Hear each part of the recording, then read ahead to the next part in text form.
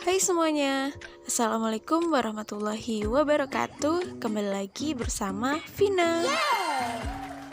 Baiklah, kita masih di pembelajaran fisika untuk KD 3.14.1 di kelas 11. Nah, pada pertemuan kita kali ini kita akan bahas materi mengenai dinamika rotasi sistem katrol, energi kinetik rotasi, dan gerak menggelinding.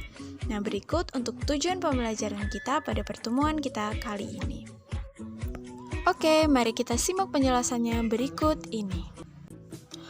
Oke semuanya, sekarang kita akan bahas materi kita pada pertemuan kali ini, di mana materi kita pada pertemuan kali ini yaitu dinamika rotasi sistem katrol, energi kinetik rotasi, dan gerak menggelinding di kelas 11 ya. Oke, jangan lupa untuk like, comment, share, dan jangan lupa untuk subscribe di channel ini, oke? Oke, langsung saja kita ke pembahasan pertama, yaitu mengenai hubungan momen gaya dan momen inersia. Oke, hubungan momen gaya dan momen inersia itu dirumuskan sebagai berikut, teman-teman.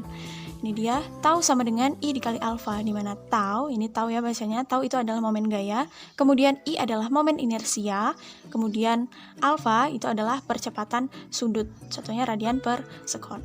Nah, kemudian kita ketahui bahwasanya percepatan sudut itu dirumuskan dengan A kuadrat per R, di mana A itu adalah percepatan linear, kemudian R itu adalah jarak gaya dari porosnya. Oke, langsung saja kita ke contoh soalnya. Nah, di sini sebuah katrol bentuknya silinder pejal dengan massa 4 kg. Jadi di sini ada katrol masanya 4 kg, ditarik dengan gaya F hingga berotasi dengan percepatan sudut sebesar 5 radian per sekon. Percepatan sudutnya atau alfanya itu 5 radian per sekon. Jika jari-jari katrol adalah 20 cm, tentukan besar gaya F tersebut. Gunakan momen inersia katrol. Di sini momen inersia katrolnya kan bentuknya silinder pejal. Nah, kalau silinder pejal itu momen inersianya itu adalah setengah mr kuadrat. Gitu ya, teman-teman. Oke, langsung saja kita gunakan rumus hubungan momen gaya dan momen inersia, di mana tau sama dengan I dikali alfa. Kita tahu bahwasanya rumus tau itu adalah F dikali R, gaya dikali dengan jarak gaya dari porosnya ya, F dikali R. Kemudian I, momen inersianya itu kita ubah menjadi setengah mr kuadrat dikali alfa. Nah, kita lihat di sini ya, di sini kan ada R, di sini juga ada R. Oke, kita coret-coret. Nah, di sini ada R, sebelahnya juga ada R, kita coret aja nih. Jadi di sini tinggal 1 R ya. Oke. Maka F sama dengan setengah M-nya, massa katrolnya itu adalah 4 ya, dikali R-nya itu adalah ini kan 20 cm, kita ubah jadi meter, jadi 0,2. Terus dikali dengan alfanya atau percepatan sudutnya itu kan 5 radian per sekon. Nah, maka nilai F adalah 2 Newton. Gitu ya, teman-teman. Oke, sekarang lanjut ke ini momen inersia. Jadi kan momen inersia itu ada rumusnya sendiri ya, teman-teman. Jadi kalau misalnya dia silinder pejal, itu momen inersianya rumusnya setengah mr kuadrat. Kalau silinder tipis berongga itu mr kuadrat.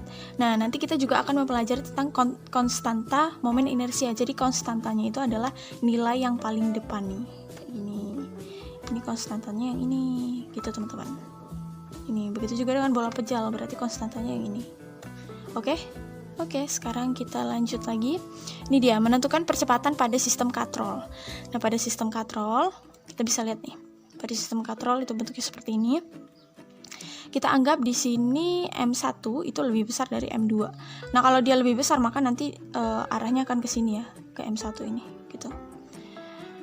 Karena M1 itu lebih besar dari M2, maka nanti rumusnya seperti ini. Rumus dari percepatan itu sama dengan A sama dengan W per M1, M2 plus K dikali massa dari katrolnya. Karena M1 lebih besar dari M2, maka W1 dikurang W2. Kalau misalnya M2-nya lebih besar, berarti W2 dikurang W1, gitu ya, teman-teman. Jadi tergantung mana yang lebih besar, gitu. Kalau yang lebih besar, berarti lebih besar dikurangkan dengan yang lebih kecil, gitu ya, massanya. Oke, di mana W itu dirumuskan dengan M dikali G. Jadi kalau W1 itu M1 dikali G, kemudian kalau W2 itu cara cari W2-nya itu M2 dikali G. Nah, untuk K di sini ini adalah konstanta momen inersia seperti yang tadi saya bilang. Jadi angka yang paling depan itu adalah konstantanya. Misalnya nih, setengah mr kuadrat, berarti konstantanya itu adalah setengah. Nih, nilai yang paling depan yaitu adalah konstantanya, oke? Nah, percepatan sudut katrol itu dirumuskan dengan alfa sama dengan A kuadrat per R, gitu ya, teman-teman. Oke, lanjut. Sekarang kita ke contoh soalnya nih. dua buah ember dihubungkan dengan tali dan katrol silinder pejal. Ini dia. Berarti konstantanya di sini adalah setengah ya teman-teman. Berjari-jari 10 cm. Jari-jarinya 10 cm nih untuk katrolnya. Ditahan dalam kondisi diam kemudian dilepas seperti gambar. Jadi diam nanti ini dilepas. Jika massa M1 itu adalah 5 kg, M2 adalah 3 kg. M1-nya ini 5, M2-nya 3. Berarti lebih besar M1 ya teman-teman. Lebih besar yang M1 ini. Dan massa katrolnya ini adalah 4 kg. Tentukan yang pertama percepatan gerak ember, kemudian yang kedua tegangan tali ember 1 dan tegangan tali pada ember 2. Oke, kita bahas yang pertama dulu, percepatan gerak pada ember. Nah, kita lihat di sini M1 lebih besar dari M2, berarti W1 dikurang dengan W2 per M1 ditambah M2 ditambah K dikali MK atau massa katrolnya. Oke, kita cari dulu W1-nya. W1 berarti M1 kali G. M1-nya di sini adalah 5 kg. 5 kali percepatan gravitasinya kita pakai 10 meter per sekon ya. Jadi 5 kali 10 hasilnya 50. Kemudian untuk W2-nya, ini untuk W2-nya massa 2-nya itu adalah 3, berarti 3 kali 10 hasilnya 30 gitu ya teman-teman. Maka kita masukkan aja nilainya 50, W1-nya 50, W2-nya 30, massa 1 5, massa 2 3. Kemudian K konstantanya di sini kan setengah mr kuadrat, berarti nilai yang paling depan ini adalah setengah, berarti ini konstanta momen inersianya adalah setengah dikali dengan massa katrolnya adalah 4 kg gitu ya teman-teman. Nah, kita jumlahkan, maka nilainya adalah 2 meter per sekon kuadrat. Ini adalah nilai dari percepatan gerak ember. Nah, mudah kan teman-teman? Oke, selanjutnya kita cari tegangan tali pada ember 1. Kita lihat nih, tegangan tali pada ember 1 ya. Bahwasanya di sini M1 itu lebih besar dari M2. Nah, ketika ini ember ini dilepas, maka nanti M1 akan bergerak ke sini. Ya kan? Kemudian untuk M2 atau ember 2 itu akan bergerak ke atas ya, teman-teman. Oke. Nah, karena M1 bergerak ke bawah, nih M1 bergerak ke bawah, kan dia lebih besar, berarti yang lebih besar dikurang yang lebih kecil nih. M1 atau nanti jadinya W1 dikurang dengan tegangan 1. Nih kalau kita analisis gambarnya seperti ini teman-teman. Yang di M1 ini ya. M1 itu nanti kan ada berat atau W1. Nah, itu geraknya ke bawah. T-nya otomatis W1 ini lebih besar dari T karena dia bergerak ke bawah, lebih besar W1 ya. Maka dirumuskan dengan, ingat ya hukum Newton, sigma F sama dengan M dikali A. Berarti sigma F gaya yang bekerja itu W1 yang besar dikurang yang kecil, berarti W1 dikurang tegangan 1 tambah dengan M kali A, dimana W1 itu adalah 50 ya. W1 nilainya ini 50 dikurang T1 sama dengan massa satunya adalah 5 kg, kemudian A-nya atau percepatannya itu adalah 2 nih, percepatannya udah ketemukan tadi 2.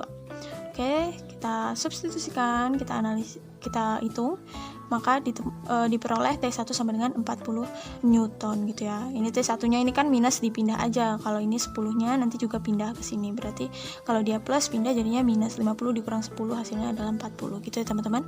Oke, sekarang untuk yang C, tegangan tali pada ember 2. Kita lihat bahwasanya kalau yang ini kita analisis, maka T2 itu lebih besar dari W2. Nih. Dia kan geraknya ke atas nih. Berarti T2 ini lebih besar dari W2 karena geraknya ke atas. Oke, selanjutnya sekarang kita hitung dimana hukum Newton itu sigma F sama dengan M dikali A. Berarti T2 dikurang W2. Kita carikan T2-nya. W2-nya itu nilainya adalah 30, M2-nya adalah 3, A-nya itu 2 ya ini teman-teman.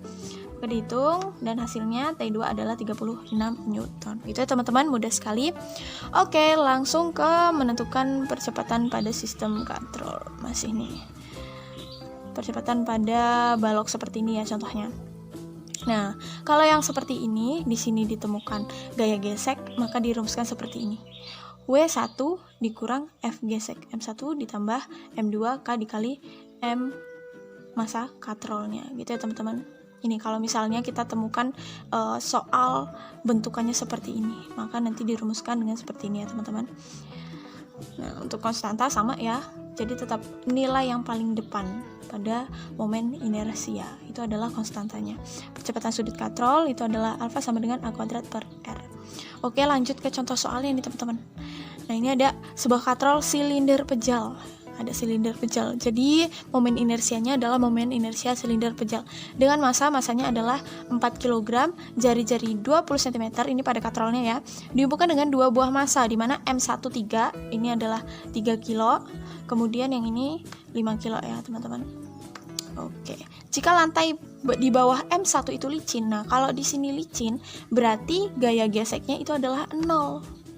Ini adalah 0 gaya geseknya. Oke, tentukan percepatan gerak kedua massa.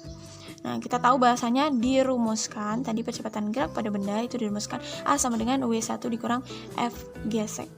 Nah, maka ini dia W1 nya, ini maksudnya M, ini M1 ya teman-teman, W2 karena dia geraknya nanti ke bawah sini, berarti W2 dikurang F gesek, ini W2 dikurang dengan F geseknya ini per M1 ditambah M2 plus K dikali massa katrolnya. Maka W1 di sini, W2 maksudnya, W2 itu kan 5 kg, berarti 5 kali 10, 50 ya W-nya, dikurang F geseknya itu adalah 0 per M1 ditambah M2, M1 3, M2 5, dikali konstanta silinder pejal itu adalah setengah, dikali 4, massa katrolnya adalah 4, oke.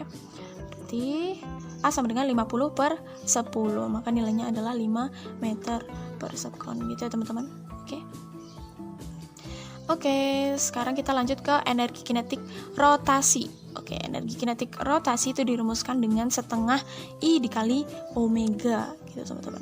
Ini momen inersia dikali dengan percepatan sudut ya teman-teman.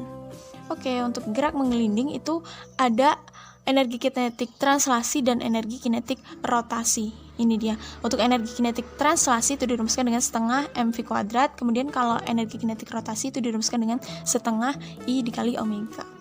Jadi untuk energi kinetik total itu energi kinetik translasi ditambah dengan energi kinetik rotasi. Nah, cara cepatnya itu kita bisa menggunakan rumus ini. Nih, tinggal gunakan rumus ini aja. Energi kinetik total sama dengan setengah mv kuadrat dalam kurung 1 ditambah K, di mana K ini adalah konstanta momen inersia ya teman-teman. Oke, kita lanjut ke contoh soalnya nih. Silinder pejal dengan jari-jari 5 cm, jari-jari 5 cm bermassa 0,25 kg, bertranslasi dengan kelajuan linear 4 meter per sekon. Ini berarti V-nya. Tentukan energi kinetik silinder jika selain bertranslasi silinder juga dia berotasi. Jadi ada gerak translasi dan ada gerak rotasi. Berarti yang ditanyakan adalah energi kinetik totalnya itu berapa. Kita gunakan rumus yang tadi. Energi kinetik total sama dengan setengah mv kuadrat dalam kurung 1 plus K. Udah, kita masukkan aja nilainya ya. Masanya itu adalah 0,25 kg. Kemudian V atau kecepatannya itu adalah 4 meter per sekon nih. 4 kuadrat. 1 ditambah, nah di sini kan silinder pejal ya. Silinder pejal itu momen inersianya itu adalah setengah mr kuadrat. Jadi ini setengah. Kemudian energi kinetik totalnya itu adalah, tinggal ditotalkan aja nilainya, maka energi kinetik totalnya nilainya adalah 3 joule gitu teman-teman. Oke, lanjut ke soal selanjutnya. Ini kalau misalnya ada benda yang menggelinding pada bidang miring. Jadi dirumuskan seperti ini teman-teman. Kecepatannya itu V sama dengan akar 2GH per 1 plus K. Tetap ya, K di sini adalah konstanta momen inersia. Oke, contohnya di sini bola pejal bermassa 10 kg. Ini ada bola pejal nih. Bola pejalnya 10 kg ya teman-teman. Mula-mula diam. Tadinya dia diam, dilepaskan dari ujung sebuah bidang miring dan mulai bergerak bertranslasi rotasi. Jari-jari bola itu adalah 1 meter dan ketinggiannya adalah 28. Ini jari-jarinya 1 meter. Kemudian ketinggiannya adalah 28. Di sini dia tingginya 28 ya teman-teman. Tentukan kecepatan bola saat tiba di ujung bawah bidang miring. Nah, kecepatan bola saat di bawah itu berapa? Gitu teman-teman. Jadi, langsung saja V sama dengan akar 2GH. Tinggal kita masukkan rumusnya ya. 2G percepatan gravitasi itu adalah 10, hanya tingginya itu 28 meter. Per, nah bola pejal itu momen inersianya itu 2/5 mr kuadrat. Jadi konstantanya itu adalah 2/5 gitu ya teman-teman. Oke, 2 kali 10 kali 28 per 1 ditambah 2/5 itu 7/5. Berarti sama dengan akar 2 kali 10 kali 28 ini dipindah ruas ya, dikali per 7 gitu. Maka V sama dengan akar 400, maka kecepatannya itu adalah 20 meter per sekon. Akar dari 400 itu 20 meter per sekon. Oke teman-teman semua, terima kasih telah menonton video ini. Semoga bermanfaat dan tetap semangat. Jangan lupa untuk subscribe channel ini dan jangan lupa untuk like, comment, and share video ini juga. Oke, terima kasih.